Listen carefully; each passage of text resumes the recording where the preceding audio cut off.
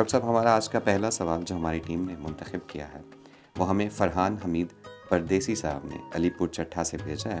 لکھتے ہیں السلام علیکم ڈاکٹر صاحب۔ وعلیکم السلام ورحمۃ اللہ۔ پھر کہتے ہیں کہ میں گنہگار ساری عمر اللہ اور اس کے رسول صلی اللہ علیہ وسلم کی طرف سے غافل رہا ہوں۔ جو بھی اچھا برا ہوا میں اپنی قسمت سمجھتا رہا۔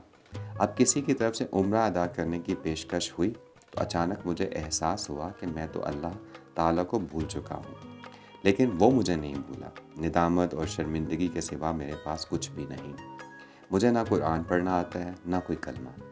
اب وہاں جا کر پڑھوں تو کیا پڑھوں؟ اللہ اور اس کے حضور کیا پیش کروں؟ میری رہنمائی فرما دیجیے، شکریہ۔ جی ڈاکٹر صاحب۔ بسم اللہ الرحمن الرحیم۔ شکریہ عمران صاحب۔ Welcome sir. ہمارے جس بھائی نے سوال پوچھا ہے، سب سے پہلے تو انہیں ہم مبارکباد پیش کرتے ہیں کہ اس کو اللہ تعالیٰ کی طرف سے بلاوا آیا ماشاء اللہ۔ اور حرمین شریفین کی حاضری بندہ مومن کے ایمان کی معراج ہے۔ بے شک۔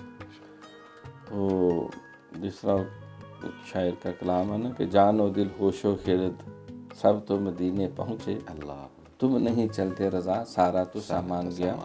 ماشاء اللہ۔ تو یہ اعلیٰ حضرت احمد رضا خان فاضل بریلوی کا کہ بندہ مومن کا قلب تو ویسے ہی جب منہ طرف کعبہ شریف جو 5 وقت نماز پڑھتا ہے تو دھیان وہی دل لگا رہتا ہے۔ وہ اسی طرف انسان کا مائل ہو جاتا ہے۔ تو دوسرا جو پہلا انہوں نے حصہ بیان کیا کہ وقت زیادہ غفلت میں اور ناسمجھی میں گزر گیا ہے، تو دیکھو انسان جو ہے الانسان مرکب من السہو والنسیان، انسان بھول چوک سے مرکب ہے۔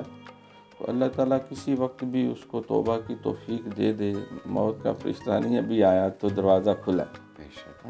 رحمت کا ہے دروازہ کھلا، مانگ ارے مانگ، اللہ آج جو ہے مائل بات آ اور بھی کچھ مانگ۔ تو قرآن پاک میں کتنی ہی آیات ہیں جس میں اللہ تعالیٰ نے بار بار ترغیب دی ہے۔ قل یا عبادی الذین اسرفوا علی انفسہم لا تقنطوا من رحمت اللہ ان اللہ یغفر الذنوب جميعا۔ پھر یہی آپ نے جو آیت پڑھی ادعونی استجب لکم واذا سألک عبادی انی فانی قریب۔ تو اللہ کہتا ہے میں تو تمہارے پاس ہوں، قریب ترین ہوں، بلکہ نحن اقرب الیہ من حبل الورید، تمہاری شارک سے بھی قریب ہوں۔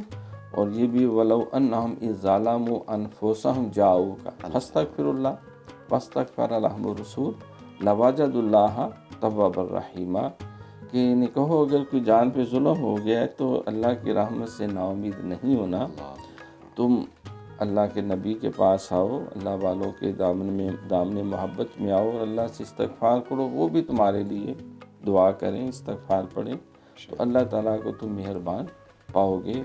ادعونی استجب لکم، تم مانگو میں تمہیں عطا کروں گا۔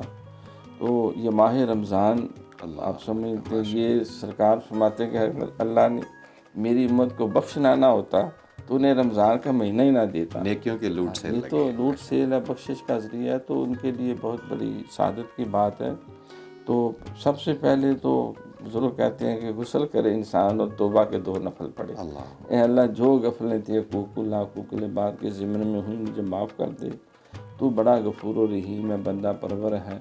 جس طرح حضور پاک صلی اللہ علیہ وسلم نے بی بی عائشہ صدیقہ رضی اللہ تعالیٰ عنہ کو فرمایا کہ اگر لیلۃ القدر ملے تو اللہم انک عفو کریم تحب العفو فاعف عنی یا غفور یا غفور یا غفور، یا کچھ اور الفاظ کے ساتھ بھی ہے کہ اللہ تو معاف کرنے والا، معاف کرنا تجھے اچھا لگتا ہے، مجھے معاف کر دے۔ تو اس کے لیے بہترین جو دعا ہے تو وہ ربنا آتنا فی الدنیا حسنہ وفی الآخرۃ حسنہ وقنا عذاب النار۔ اور حضرت آدم علیہ السلام جو ابو البشر ہیں، ان کی دعا ربنا ظلمنا انفسنا وان لم تغفر لنا وترحمنا لنکونن من الخاسرین۔ پہلی فرصت میں جائیں، انشاءاللہ اللہ تعالیٰ بہت کچھ عنایت کرنا چاہتا ہے اور وہ جو دے رہا ہے اس کو سمیٹ لیں۔ بہت شکریہ۔ اچھا ہمارے لیے بھی پھر دعا کریں۔ بے شک۔ جی فرحان حمید پردیسی صاحب، جیسے کہ ڈاکٹر صاحب نے کہا، آپ کو بہت بہت مبارک ہو۔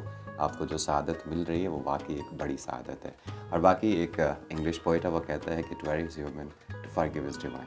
انسان غلطی کا پتلا ہے، وہ غلطی کرتا ہے، اللہ تعالیٰ معاف کرتا ہے، اور اللہ یحب التوابین، اللہ توبہ کرنے والوں کو پسند کرتا ہے۔